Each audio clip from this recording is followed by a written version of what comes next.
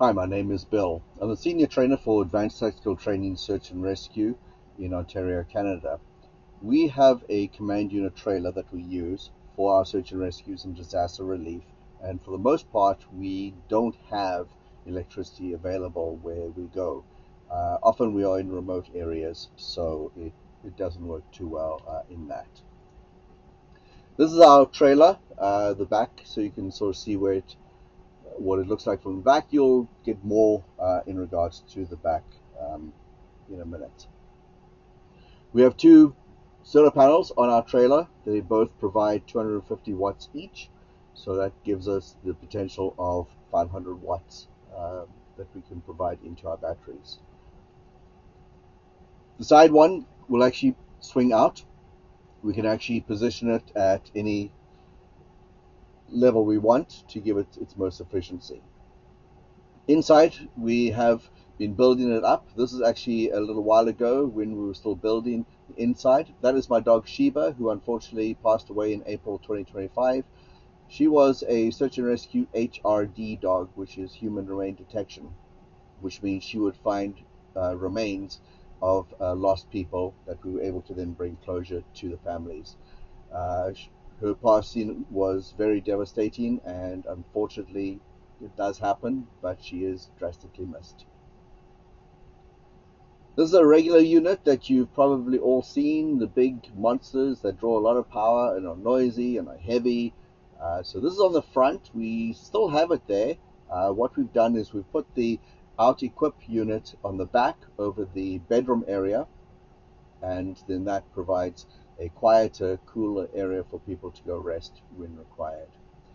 The inside unit looks like this. There are lots of videos out on YouTube showing these units and how well they work, and I'm sure you can find them, but just wanted to sort of show you what the inside looks. Very simple. It does come with a remote control as well, but it's very efficient, and there's an on-off button, fan up, fan down, and those two little rectangular squares on either side are actually LED lights. We have three batteries in the front. They are 80 amp hour batteries each that then provide electricity to our unit. The solar panels are attached to those batteries, so then it keeps the batteries charged, and that's how the system is then working.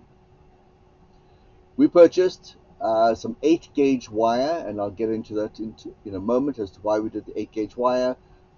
We've got 50 feet of it, and this then allows us to then have an isolated system for the air conditioner. 8-gauge wire will actually handle up to 60 amps, so it will actually provide what is required for the unit. It is strongly advised that you keep your wire running as short as possible, especially when you're talking about high amperage.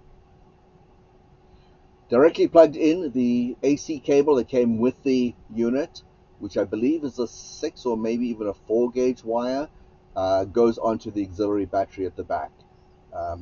That way it's able to draw right off the back battery and not have to drain right from the front with the 8-gauge wire. It's simpler, cheaper to do it this way, and also gives a bit of isolation. So the back battery is a 100 amp hour battery. As you can see, the posts have the big, thick, juicy wires coming from the roof, and then the 8-gauge wire is attached to there as well. So therefore, it's able to then keep this battery charged from the front batteries, and the front batteries are charged from the solar panel. So that is how everything works together. But this way, the air conditioning unit can draw directly off this big battery, and it won't drain a big lot of juice coming through those 8-gauge wires. Even though theoretically those 8-gauge wires can handle it, it's better to just have it draw right off a direct battery. What gauge wire is used and why? In full amperage draw. So on turbo mode, this can draw almost 60 amps. We found that with a meter, it drew 33.3 amps on regular speed with full fan. So we'll just round it up to 35 amp just for a bit of simplicity. What does this translate into battery usage? Well, If you look at your amp hour of your battery, for instance, the battery at the back is a 100 amp hour battery. That means we can draw 100 amps for an hour, 50 amps, 2 hours, and so on from there. Batteries must be in parallel, so add up all the battery's amp hours, divide by the total draw, and that will give you the duration that you can expect from your batteries. So for example here, the air conditioner in normal mode will draw about 35 amps. We have 4 80 amp hour batteries and one 100 amp hour battery directly connected to the AC. So that will give us about 420 amp hours. We actually do have another 100 amp hour battery, but we're going to disregard that in these calculations.